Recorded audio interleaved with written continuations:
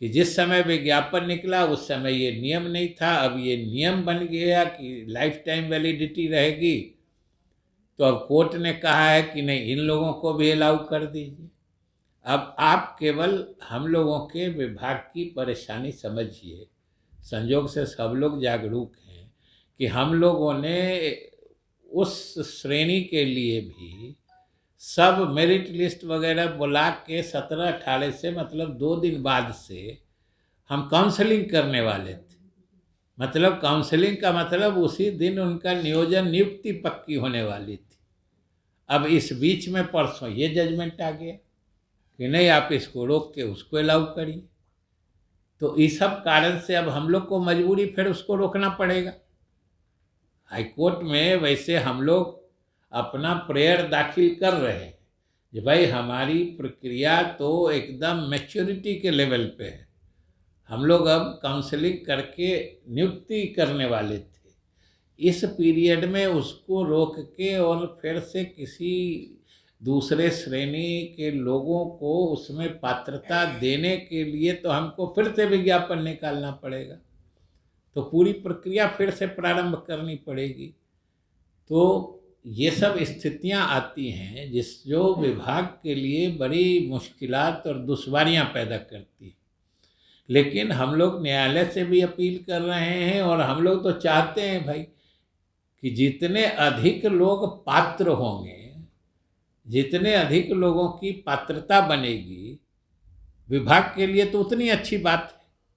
हम नियुक्तियां तो रिक्तियों के हिसाब से करते हैं, कोई पात्रता के हिसाब से तो करते नहीं हैं। और इसी तरीके से देखा, अभी कल हमने आप लोगों के भी चैनल उनल में भी और समाचार पत्रों में भी आ रहा था, जो हमारे STT पिछला बार 19 के रिजल्ट वाले जो लोग थे, जो in merit list and not in merit list वाला चक्कर जो था, कल देखे थे बोर्ड ऑफिस में भी कुछ लोग गए थे, कुछ लड़के। उनको चिंता करने की ज़रूरत नहीं है, क्योंकि वो एलिजिबिलिटी टेस्ट होता है, उसमें मेरिट लिस्ट का कोई मतलब नहीं होता है। उसमें वेदर इन मेरिट लिस्ट और नॉट इन मेरिट लिस्ट दोनों क्वालिफाइड है। जब भी रिक्तियां आएंगी तो वो दोनों उसकी पात्रता रखेंगे और दोनों उसमें नियुक्ति या नियोजन हेतु आवेदन कर सकेंगे। इन चीज़ों को हमने पहले भी स्पष्ट कर दिया है, लेकिन शायद वहाँ से लगता है प्रमाण पत्र निर्गत करने में थोड़ी देर हुई है।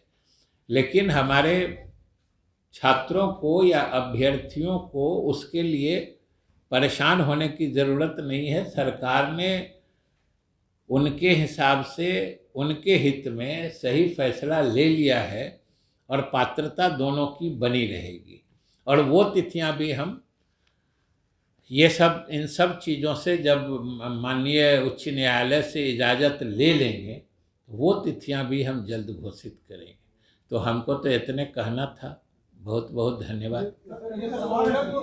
आगे भी हम लोग तेज़ी से करेंगे, लेकिन जिन लोगों का चयन कार्य पूरा हो चुका है उनको हम अगले सप्ताह यानी 23 तारीख से हम नियुक्ति पत्र का वितरण काम शुरू कर देंगे। 23 तारीख से चयनित अभ्यर्थियों को नियुक्ति पत्र दिया जाएगा लगातार, और ये नियुक्ति पत्र जो उनकी नियोजन इकाइयां हैं उसके द्वारा, जो सामान्य रूप से चूँकि नियुक्तियां उन्हीं के द्वारा की जाती है, तो नियोजन इकाइयों द्वारा हमारे शिक्षा विभाग के अधिकारियों की देखरेख एवं उनके अनुश्रवण में उनके द्वारा नियोजन पत्र, नियुक्ति पत्र दिया जाएगा।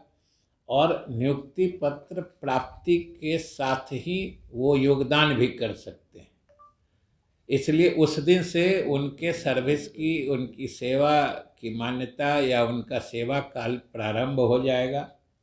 और जिन अभ्यर्थियों के सारे प्रमाण पत्रों, खास तौर से दोनों प्रमाण पत्र, TET वाली और प्रशिक्षण वाली, दोनों प्रमाण पत्रों की जांच पूरी हो चुकी है। उनका तो वेतन भुगतान भी तत्काल प्रारंभ कर दिया जाएगा, और जिनका कोई प्रमाण पत्र का सत्यापन बाकी है उनका भुगतान वो सत्यापन के पश्चात किया जाएगा। हालांकि उनकी वरीयता, उनके वेतन की देयता उनके योगदान की तिथि से बनी रहेगी।